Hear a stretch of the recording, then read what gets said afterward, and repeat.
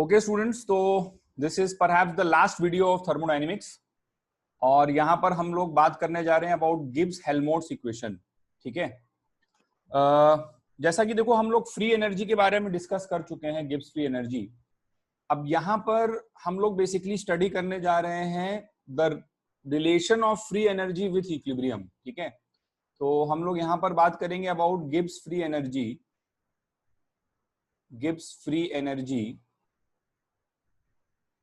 And equilibrium. ठीक है, Gibbs free energy and equilibrium. तो सपोज करिए कि कोई रिएक्शन, जैसे सपोज करिए मैं मान लूं कि एक बहुत सिंपल सी रिएक्शन मैं ले लेता हूं। तो मान लीजिए कि ये रिएक्शन है A gas plus B gas goes to C gas plus D gas. तो यहां पर आपको बस इतना सा समझना है कि बेटा किसी भी रिएक्शन का जो डेल्टा जी है वो एक इंस्टेंटेनियस क्वांटिटी होता है। जैसे सपोज करो कि ये रिएक्शन पहले स्टैंडर्ड कंडीशंस पर है, एक सिंपल सी मैंने रिएक्शन मान ली, A gas plus B gas goes to C gas plus D gas, and let us say कि ये रिएक्शन स्टैंडर्ड कंडीशंस पर है।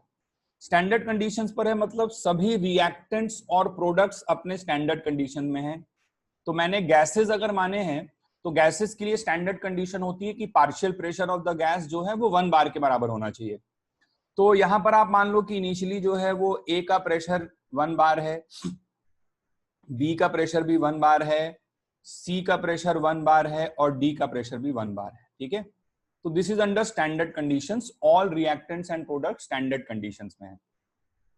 अब इस पर्टिकुलर इंस्टेंस पे, ठीक है, इस पर्टिकुलर मोमेंट पे जो free energy change of the reaction होगा उसे हम लोग बोलेंगे delta G not of the reaction. ठीक है, स्टैंडर्ड कंडीशंस में जो रिएक्शन का फ्री एनर्जी चेंज है उसे हम लोग डेल्टा जी नॉट बोलेंगे। और delta G not of the reaction हम लोग निकालेंगे कैसे भाई? डेल्टा जी निकालने का तरीका होता है delta H minus T delta S. तो डेल्टा जी नॉट को हम लोग निकाल लेंगे as delta H naught minus T delta S naught. ठीक है, तो इस तरह से ये स्टैंडर्ड कंडीशन में रिएक्शन का फ्री एनर्जी चेंज हो गया। और रिएक्शन का फ्री एनर्जी चेंज मतलब भाई 1 मोल ए 1 मोल बी रिएक्ट करके जब 1 मोल सी और 1 मोल डी बना ले अंडर स्टैंडर्ड कंडीशंस, तो उस समय जो फ्री एनर्जी का चेंज है उसे हम लोग डेल्टा जी नॉट बोल रहे हैं। ठीक है, तो डेल्टा जी नॉट यहां पर है the standard free energy change of the reaction, the standard free energy change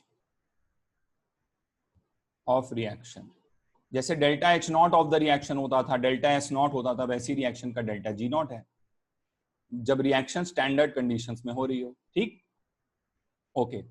लेकिन बच्चों हम लोगों ने ये बात पढ़ रखी है, केमिकल इक्विलिब्रियम के चैप्टर में भी हमने पढ़ी थी कि अब ये रिएक्शन जिधर भी जाएगी, अब हो सकता है फॉरवर्ड जाए, हो सकता है बैकवर्ड जाए, कहीं भी जा सकता है। ठीक है, अभी कुछ कह नहीं सकते, के और क्यू तो मालूम नहीं है, बट जैसे भी रिएक्शन कहीं पर भी हो रही है, फॉरवर्ड जा रही है, बैकवर्ड जा रही है, जहां पर भी जा रही है, तो विथ पैसेज ऑफ टाइम जो है वो क्या होगा कि इनके प्रेशर्स ये 1-1 नहीं रह जाएंगे, है ना। तो इक्विलिब्रियम फॉरवर्ड शिफ्ट कर रहा है, बैकवर्ड जिधर भी शिफ्ट कर रहा है, कुछ समय के बाद क्या होगा कि लेट अस से इसका प्रेशर हो गया कुछ पीए, इसका प्रेशर हो गया कुछ पीबी, इसका प्रेशर हो गया पार्शियल प्रेशर ऑफ सी और इसका प्रेशर हो गया पीडी, मतलब पार्शियल प्रेशर ऑफ डी।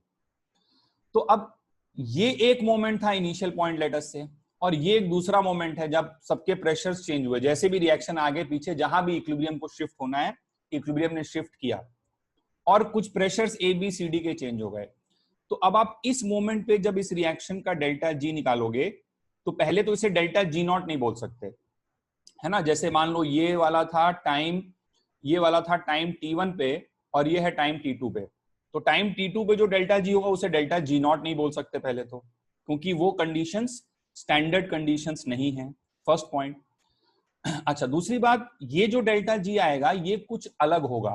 तो मैं बस आपको यही समझाना चाह रहा हूं कि किसी भी रिएक्शन का डेल्टा जी जो है, the change in Gibbs free energy, वो जैसे जैसे रिएक्शन मिक्सचर का कॉम्पोजिशन चेंज होता रहेगा, वहां पर प्रेजेंट गैसेस का पार्शियल प्रेशर चेंज होता रहेगा, या वहां पर प्रेजेंट सॉल्यूट्स की मोलारिटी चेंज होती रहेगी, वैसे वैसे उस रिएक्शन का डेल्टा जी भी एक इंस्टेंटेनियस वैल्यू आएगा, ठीक है।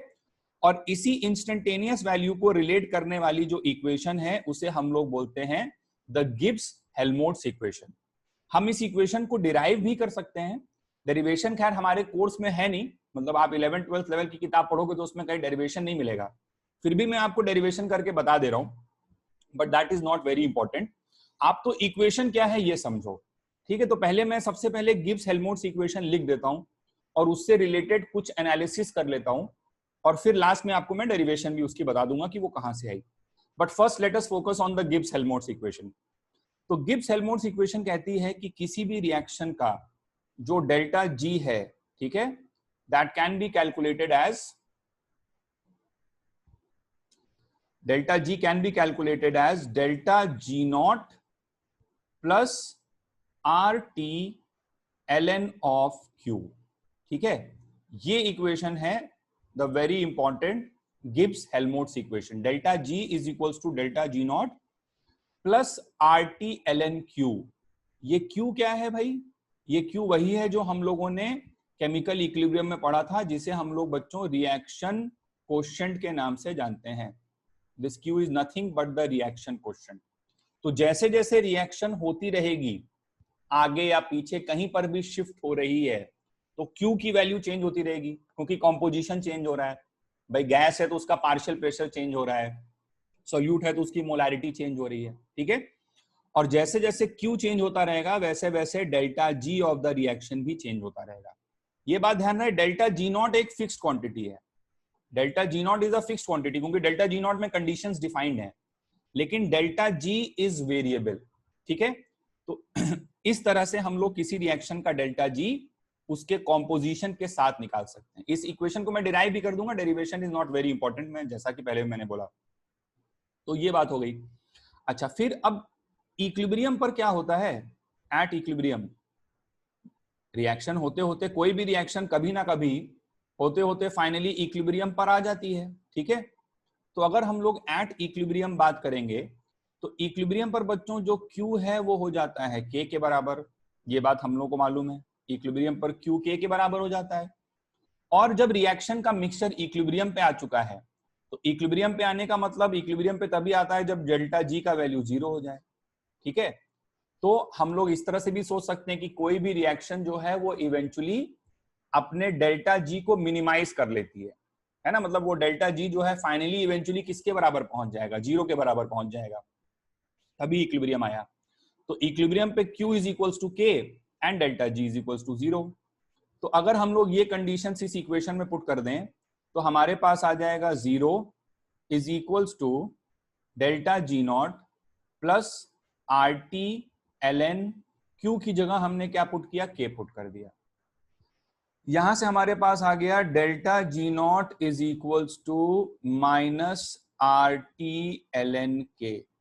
Delta G naught is equals to minus R T L N K, जिसको हम लोग अगर एल एन चाहें तो लॉग के टर्म्स में कन्वर्ट करके भी सोच सकते हैं। तो वो हो जाएगा delta G naught is equals to minus 2.303 R T log of K, ठीक है।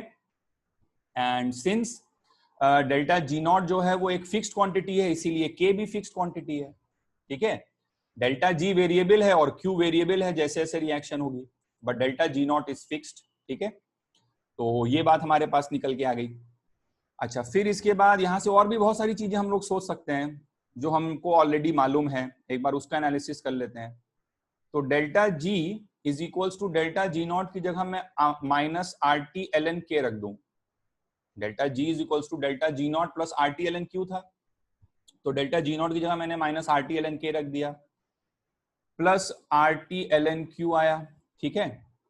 इसको अगर मैं थोड़ा सा आगे सॉल्व करूं तो यहां से बच्चों मेरे पास आ जाएगा R T L N of Q by K, ठीक है। इस टाइप का रिलेशन आ रहा है, इज इक्वल्स टू डेल्टा जी।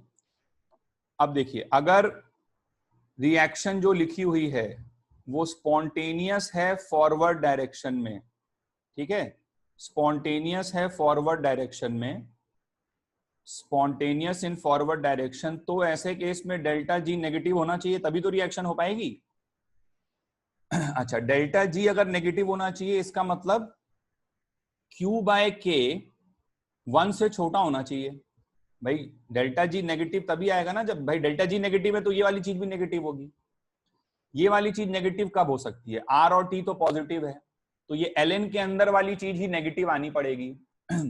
और एल के अंदर वाली चीज नेगेटिव कब आ सकती है? एल के अंदर वाली चीज नेगेटिव तब आएगी जब एल के अंदर लिखा हुआ नंबर 1 से छोटा हो। तो Q बाय के लेस देन 1 होना चाहिए, और Q यहां से आ जाएगा Q should be less than K। तो देखो ये हमने केमिकल इक्विलिब्रियम में भी पढ़ा था कि अगर Q K से छोटा होता है तो इक्विलिब्रियम फॉरवर्ड डायरेक्शन में जाता है। ठीक है, तो उसी चीज का एक दूसरा नजरिया है देखने का, और क्या। तो Q अगर लेस देन K होगा तो equilibrium will shift in the forward direction. अब दूसरा आप सोच सकते हो, इक्विलिब्रियम वाला सोच सकते हो, अगर इक्विलिब्रियम पर है तो इक्विलिब्रियम पर है तो इसका मतलब डेल्टा जी 0 होना चाहिए, और डेल्टा जी 0 है तो ये वाली चीज भी 0 होनी चाहिए। और ये वाली चीज 0 कब होगी? जब Q बाय के 0 हो जाए, सॉरी मतलब ln ऑफ Q बाय के 0 हो जाए। तो 1 का ln जो है वो 0 होता है, ये बात सबको मालूम होगी। तो Q बाय के की वैल्यू 1 होगी तो ये 0 आएगा, तो Q इक्वल्स टू के आ जाएगा यहां से। ठीक है, तो Q इक्वल्स टू के पे इक्विलिब्रियम होता है। और अगर डेल्टा जी पॉजिटिव है तो ये भी आप सोच सकते हो। ठीक है, अगर रिएक्शन बैकवर्ड डायरेक्शन में हो रही है, स्पॉन्टेनियस इन बैकवर्ड डायरेक्शन, ठीक है, स्पॉन्टेनियस इन बैकवर्ड डायरेक्शन, तो अगर बैकवर्ड डायरेक्शन में स्पॉन्टेनियस है तो इसका मतलब निकलेगा कि delta G must be positive. ठीक है, and if delta G is positive then Q by K should be greater than 1 और Q should be greater than K। तो ऐसे केस में जो इक्विलिब्रियम है वो बैकवर्ड डायरेक्शन में शिफ्ट कर जाएगा। तो किसी भी रिएक्शन मिक्सचर के लिए जैसे जैसे वो रिएक्शन हो रही है, फॉरवर्ड बैकवर्ड कहीं पर भी हो रही है, तो उसमें जो भी कंपोनेंट्स हैं, ठीक है, गैसेस हो गई, सॉल्यूट हो गए, तो उनकी कॉन्सेंट्रेशंस या उनके प्रेशर्स चेंज हो रहे हैं। ठीक है, और जैसे जैसे उनके प्रेशर्स और कॉन्सेंट्रेशन चेंज होते जा रहे हैं, हर मोमेंट पर एक नया डेल्टा जी आ रहा है। तो वो डेल्टा जी क्यू के साथ, रिएक्शन कोएफिशिएंट के साथ किस तरह से रिलेटेड है, यही बताती है हमें गिब्स हेल्महोल्ट्ज इक्वेशन। ठीक है, delta G is equals to delta G naught plus R T L N Q. इसको डिराइव भी कर देते हैं, derivation is not that important, but ये काम की बात है यहां तक। ठीक है, चलिए तो आगे बढ़ते हैं। नेक्स्ट हम लोग डिस्कस कर लेते हैं यहां पर द डिपेंडेंस ऑफ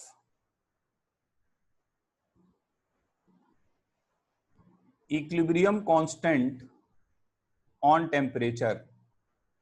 ये अगेन हमने ये बात थर्मोडायनेमिक्स में पढ़ी थी, द इक्विलिब्रियम कांस्टेंट के of any reaction depends only on temperature. तो अभी तक तो बस ये बात हुई थी कि depends on temperature. How it depends on temperature, that again can be derived using the Gibbs Helmholtz equation. तो कैसे इसके बारे में सोचा जाए, तो देखिए अभी हम लोगों ने बात किया थोड़ी देर पहले कि डेल्टा जी नॉट, जो कि किसी भी रिएक्शन की एक फिक्स्ड क्वांटिटी है, वो minus R T L N of K बराबर होता है। ठीक है, किसी भी रिएक्शन का delta G naught minus R T L N K बराबर है। अच्छा, इसका मतलब ये निकला बच्चों कि मैं minus R T L N K को डेल्टा जी नॉट, या फिर डेल्टा जी नॉट को ऐसे सोचूं तो delta H naught minus T delta S not, इस तरह से सोच सकता हूं। ठीक है, और यहां से जनरली हम लोग एल एन के टर्म्स में कंफर्टेबल नहीं रहते हैं, हम लोग लॉग के टर्म्स में ऑपरेट करते हैं। तो इसको मैं सोच लेता हूं minus 2.303 R T log of K, ठीक है, is equals to delta H naught minus T delta S naught, ऐसा मैं सोच सकता हूं इसे। ठीक है, और यहां से मेरे पास आ जाएगा log of K is equals to minus delta H naught upon 2.303 R into 1 by T plus delta S naught upon 2.303 R. ये स्टेप आई होप आपको समझ में आ रहा होगा। मैं सिंपली क्या किया है कि -2.303 RT इस पूरी चीज को मैं इस साइड ले गया हूं, डिनोमिनेटर में डिवाइड कर दिया है। तो डिवाइड कर दिया तो इस तरह की इक्वेशन हमारे पास आ रही है। ठीक है, अच्छा अब आप सपोज करो कि आपसे कोई बोले कि भाई जरा log के वर्सेस 1/t का ग्राफ बना के दिखाओ। ठीक है, तो y एक्सिस पे आपने ले लिया log के और x एक्सिस पर बच्चों आपने ले लिया 1/t। ठीक है, तो इन दोनों का आपको ग्राफ प्लॉट करना है। तो इतना तो आई एम श्योर कि आपने अभी तक आइडेंटिफाई कर लिया होगा कि ये y है और ये 1/t, ये पूरी चीज जो है ये x है। ठीक है, और डेल्टा एस नॉट कॉन्स्टेंट है, 2.303 कॉन्स्टेंट है, r भी कॉन्स्टेंट है और ये वाली चीज भी कॉन्स्टेंट है, delta H naught by 2.303 r। ठीक है, तो y is equals to M X plus C type का स्ट्रेट लाइन ग्राफ बनने वाला है। ठीक है, अच्छा अब स्ट्रेट लाइन ग्राफ बनेगा तो हम लोग जरा इसके स्लोप के बारे में बात करते हैं। अब बहुत सारे बच्चे क्या करते हैं, जल्दबाजी में बोल देते हैं सर इसका स्लोप इज ऑलवेज नेगेटिव, है ना, क्योंकि उनको ये चीज दिखाई दे रही होती है minus delta H naught by 2.303 R. ठीक है, तो माइनस साइन दिखता है तो लगता है कि स्लोप नेगेटिव है, but the sign of the slope will depend upon the value of delta H not.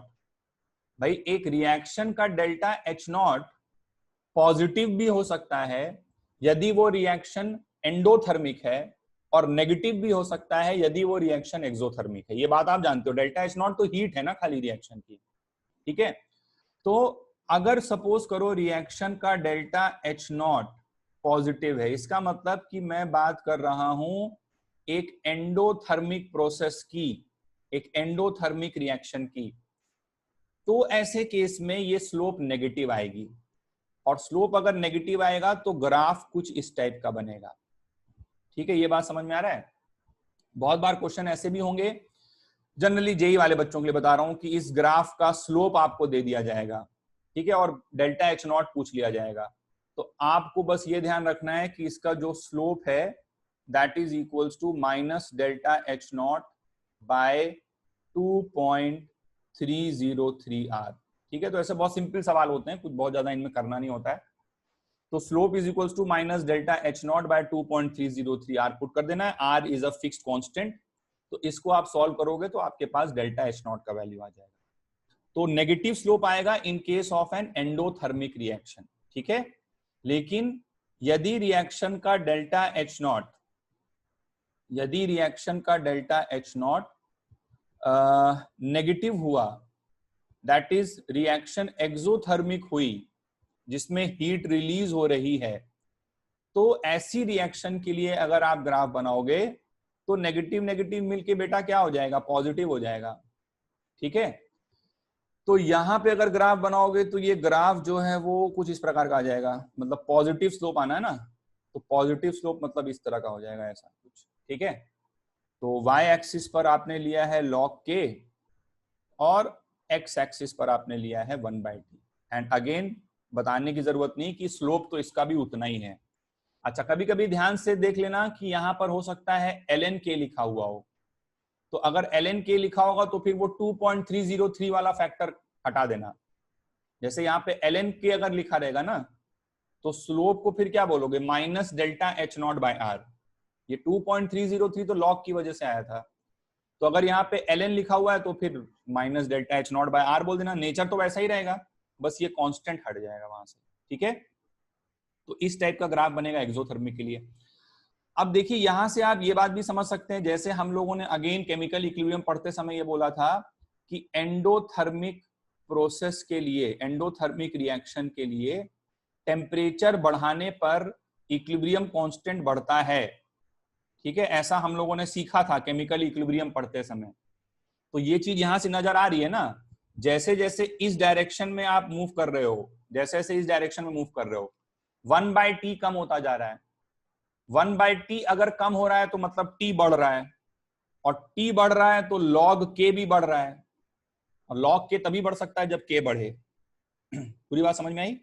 इधर जैसे जैसे मूव कर रहे हो 1/t is decreasing, 1/t is decreasing, that means t is increasing, and t is increasing then log k is also increasing, log k बढ़ रहा है मतलब k बढ़ रहा है।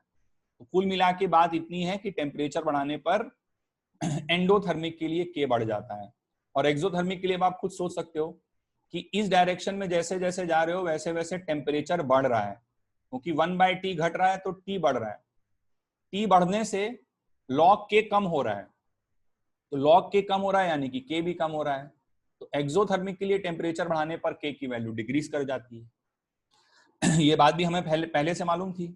अच्छा, फिर क्या होता है कि इसी इक्वेशन से हम लोग, जैसे ये वाली इक्वेशन अभी मैंने लिखी थी ना किसी पर्टिकुलर रिएक्शन के लिए, देखो एक बार इक्वेशन मैंने लिखी थी log k is equals to minus delta H naught upon 2.303 R into 1/t plus delta S naught upon 2.303 R।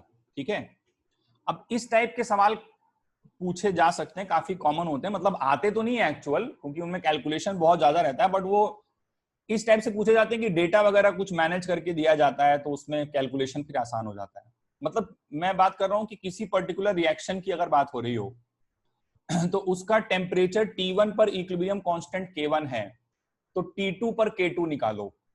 समझे, इस टाइप के सवाल कि कोई भी पर्टिकुलर रिएक्शन आप ले लो और किसी भी रिएक्शन का जो इक्विलिब्रियम कांस्टेंट है वो टेम्परेचर पर डिपेंड करता है, तो T1 टेम्परेचर पर सपोज करो इक्विलिब्रियम कांस्टेंट K1 है, ठीक है, तो T2 टेम्परेचर पर इक्विलिब्रियम कांस्टेंट K2 कितना होगा, इसके बारे में हमें टिप्पणी करनी है।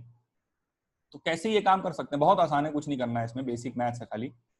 तो एक बार इस इक्वेशन में आप k की जगह K1 पुट कर दो, ठीक है, ये बात आप समझ गए होंगे।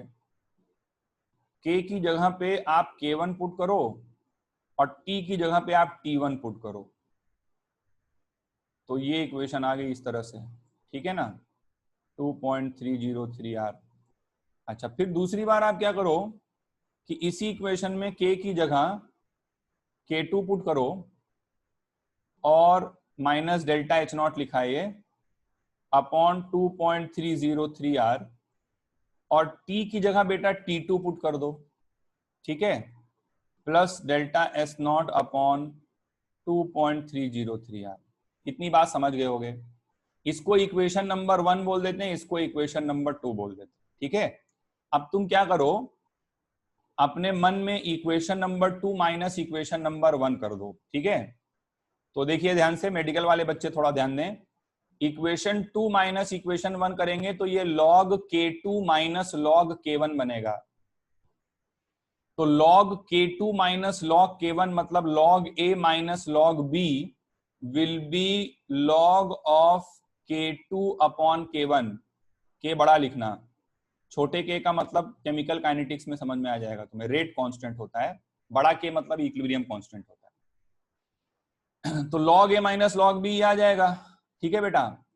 अच्छा, अब देखो ध्यान से, ये वाली चीज डेल्टा एस नॉट बाय 2.3 ये तो कट ही जाएगा पूरा पूरा, और इसमें से इसको माइनस करोगे तो इसका माइनस माइनस होके प्लस हो जाएगा, तो ये आ जाएगा delta H naught upon 2.303 R, ठीक है, 1 upon T1 minus 1 upon T2, ठीक है।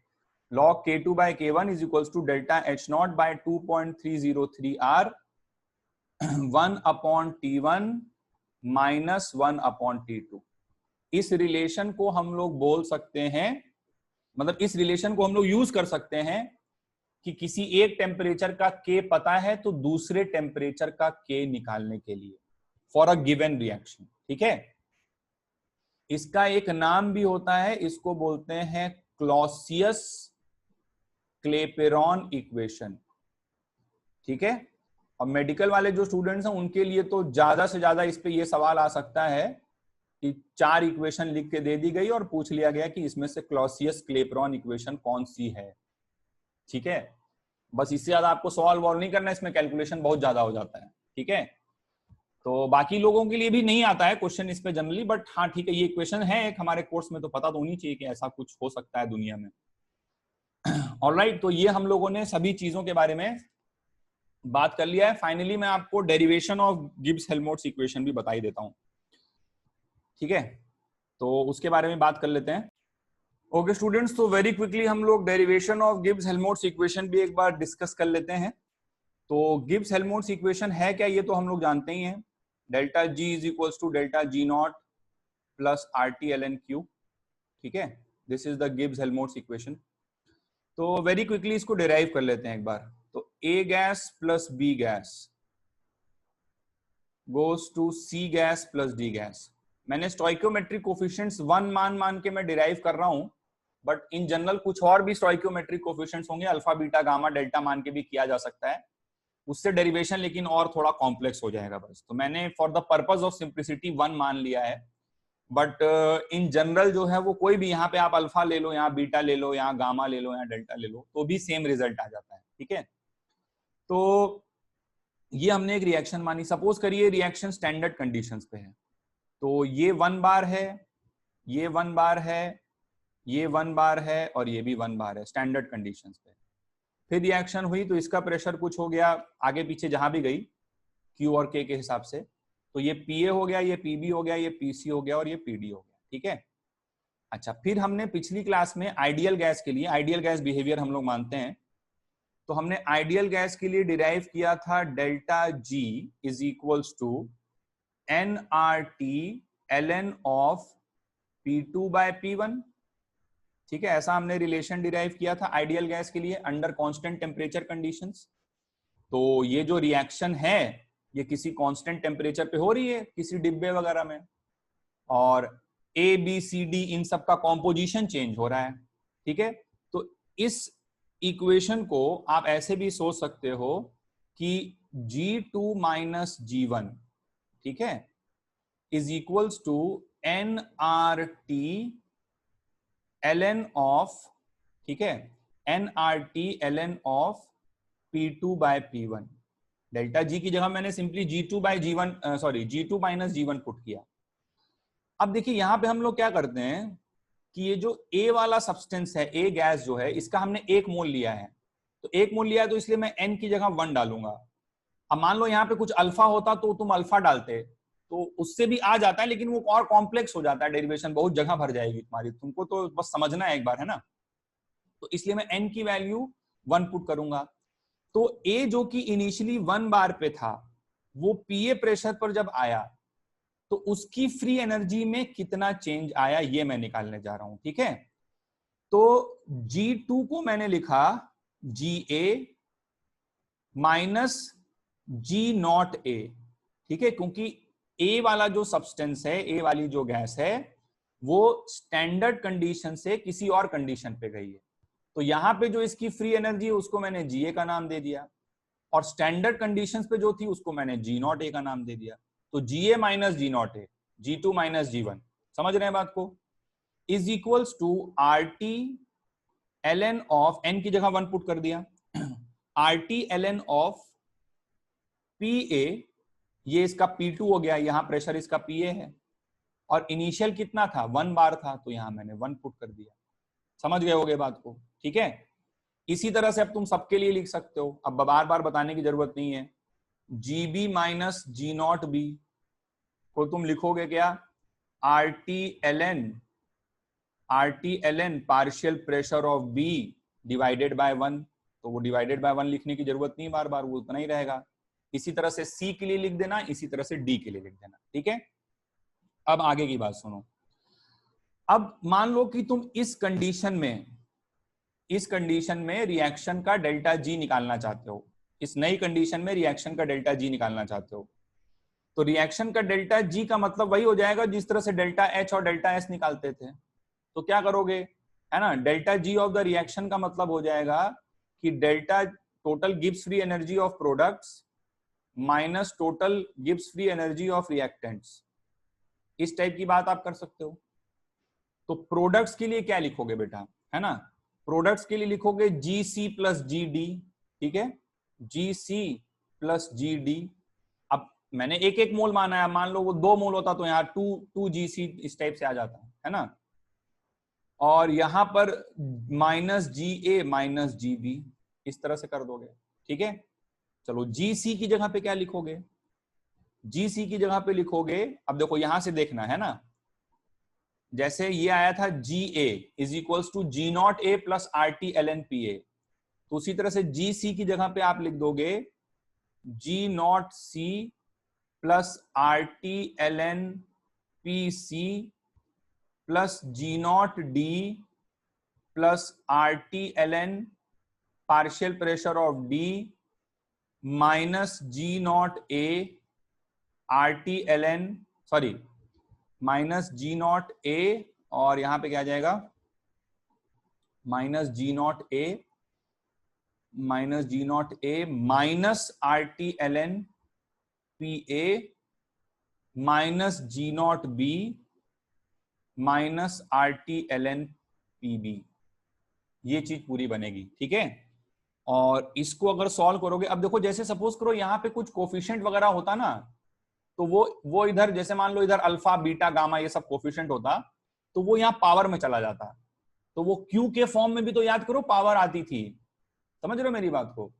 जैसे अगर रिएक्शन इस तरह की होती थी ना, मैं थोड़ी सी जगह इधर ले रहा हूं, alpha A plus beta B goes to gamma C plus delta D, इस टाइप की रिएक्शन होती थी, तो इसके लिए क्यू क्या लिखते थे? सी की पावर गामा, डी की पावर डेल्टा, इस टाइप से क्यू लिखते थे ना हम लोग, तो वही सेम फॉर्म आ जाता, अगर यहाँ कोफिशिएंट होता तो वो पावर में चला जाता। फिलहाल हमने कोफिशिएंट को 1 ले लिया है, तो यहाँ पे हमारे पास इस टाइप का फॉर्म आ रहा है, तो ये हो गया delta G is equals to ये वाला टर्म, ये वाला टर्म, ये वाला टर्म और ये वाला टर्म, ये सब मिलकर हो गया डेल्टा जी नॉट, और प्लस RT इंटू ln की power into RT into ln PCPD upon PAPB, PC into PD upon PA into PB, और ये जो चीज आ रही ब्रैकेट के अंदर, इसी को तो क्यू बोलते हो ना भाई, ठीक है। तो बस आ गया, इसी को बोलते हैं गिब्स हेल्महोल्ट्ज इक्वेशन। अब मान लो यहाँ पे कुछ कोफिशिएंट होते तो ये PC की पावर C PD की पावर D आ जाता, तो it's one and the same thing है ना। तो बस this equation is known as the Gibbs Helmholtz equation, इसका डेरिवेशन भी हमने देख लिया। डिराइव हमने इसको आइडियल गैस के केस में ही किया है, बट इन जनरल अगर बच्चों बात करें तो ये हर जगह वैलिड है, ठीक है। It is valid in all situations, और जनरल फॉर्म इसका हो गया delta G is equals to delta G naught plus RT ln of Q, ठीक है। और एक काम की बात आपको मैं बताना चाहता हूं कि ये जो Q है, ये Q है QTH, क्योंकि मैंने केमिकल इक्विलिब्रियम पढ़ाते समय बताया था कि for all calculations, for all thermodynamic calculations, we will always use the thermodynamic equilibrium constant, और thermodynamic equilibrium constant होता है in terms of active mass, ठीक है, in terms of active mass। एक बार फिर से याद दिला देते हैं चलो। तो in terms of active mass का क्या मतलब है कि अगर सॉल्यूट कोई दिख रहा है तो उसके लिए क्या डालना है? मैग्नीट्यूड ऑफ मोलैरिटी डालना है। मैग्नीट्यूड कोई यूनिट नहीं होता उसका, याद करो, QTH KTH, magnitude of molarity डालना है, केमिकल इक्विलिब्रियम में पढ़ चुके हैं। कोई गैस अगर है तो उसके लिए मैग्नीट्यूड ऑफ पार्शियल प्रेशर डालना है। कौन सा पार्शियल प्रेशर? बार वाला पार्शियल प्रेशर। पुराने जमाने में ATM था, नए जमाने में बार हो गया है। और सॉलिड या लिक्विड है प्योर, सॉलिड या लिक्विड है प्योर, तो उसके लिए 1 पुट करना होता है, एक्टिव मास उसका 1 होता है। तो बस that is all about Gibbs Helmholtz equation, और इसी के साथ हमारा थर्मोडायनेमिक्स का चैप्टर भी पूरी तरह से कंप्लीट होता है।